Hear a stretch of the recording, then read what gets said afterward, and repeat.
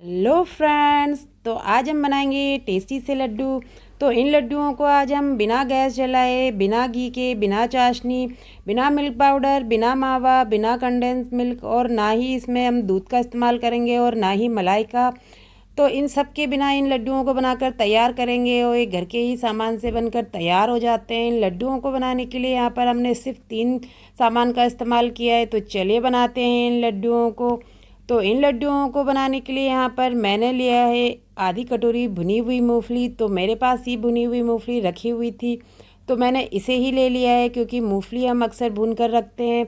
अगर आपके पास मूंगफली नहीं है तो आप मूंगफली को भून लें और उसके आप छिलके निकाल लें। इसके बाद हम ले लेंगे एक मिक्सर जार और मूंगफली को इसमें डालकर हम इसे ग्राइंड कर लेंगे। तो हमें मूंगफली को रोक रोक कर ग्राइंड करना है, जिससे कि इसका जो ऑयल है वो रिलीज़ ना हो, क्योंकि मूंगफली में से ऑयल रिलीज़ हो जाता है। आप इसे गरम गरम ही ना पीसें, नहीं तो जो मूंगफली है इसमें से ऑयल रिलीज़ हो जाएगा। इसके बाद इसमें हम डालेंगे आधी कटोरी नारियल का बुरादा।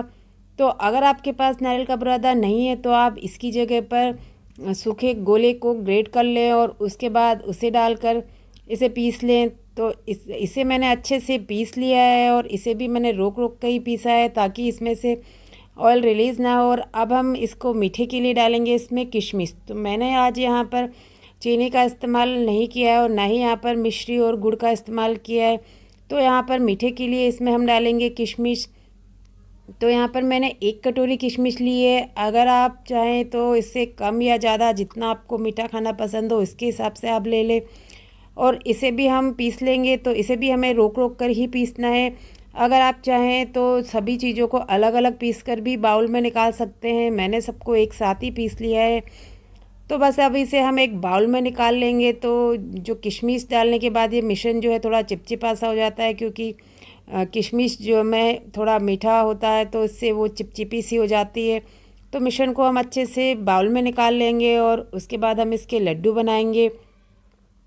जो हमारे ये लड्डू हैं ये बहुत ही कम सामान में बनकर तैयार होते हैं और खाने में बहुत ही टेस्टी हैं। इन लड्डुओं को आप व्रत में बनाकर खा सकते हैं, या आप चाहें तो इसे त्योहारों के लिए भी बनाकर रख सकते हैं, क्योंकि ये लड्डू जो है 1 से 2 महीने तक ख़राब नहीं होते हैं। इसमें हमने ना ही दूध और ना ही मलाई का इस्तेमाल किया है और ना ही पानी का, जिससे ये लड्डू ख़राब भी नहीं होते हैं और बहुत ही लंबे समय तक ये लड्डू बनकर ऐसे ही रहते हैं। तो आप इन लड्डुओं को कभी भी बनाकर तैयार कर सकते हैं और जब भी आपका मन मीठा खाने का हो तो आप इन्हें खा सकते हैं।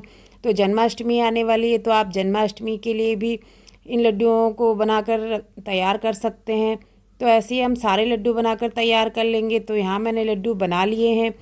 अब हम इसे थोड़ा और दिखने में ये अच्छे लगे, इसके लिए हम इसे नारियल का बुरादा लेंगे और उसमें इसे कोट कर लेंगे, जिससे कि जो हमारे ये लड्डू है खाने के साथ साथ दिखने में भी अच्छे लगेंगे। तो आप अपनी पसंद से इसे किसी भी चीज़ में कोट कर कर तैयार कर सकते हैं। तो आप चाहें तो यहाँ पर तिल को भून लें और उसके बाद उसमें इसे कोट कर कर तैयार करें, या फिर आप पिस्ते को बारीक पीस कर उसमें भी इसे कोट कर कर तैयार कर सकते हैं। तो आप देख सकते हैं कि लड्डू कितने बढ़िया बनकर तैयार हुए हैं। तो लीजिए, तैयार हो गए हमारे टेस्टी से ये लड्डू। तो इसे आपने बिना गैस जलाए, बिना मिल्क पाउडर, बिना मावा, बिना घी, बिना चाशनी के बनाए हैं और आप देख सकते हैं कि लड्डू कितने बढ़िया बनकर तैयार हुए हैं।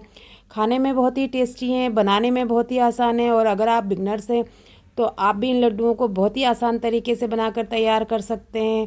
तो फिर मिलते हैं एक नई रेसिपी के साथ। तब तक के लिए bye bye and take care.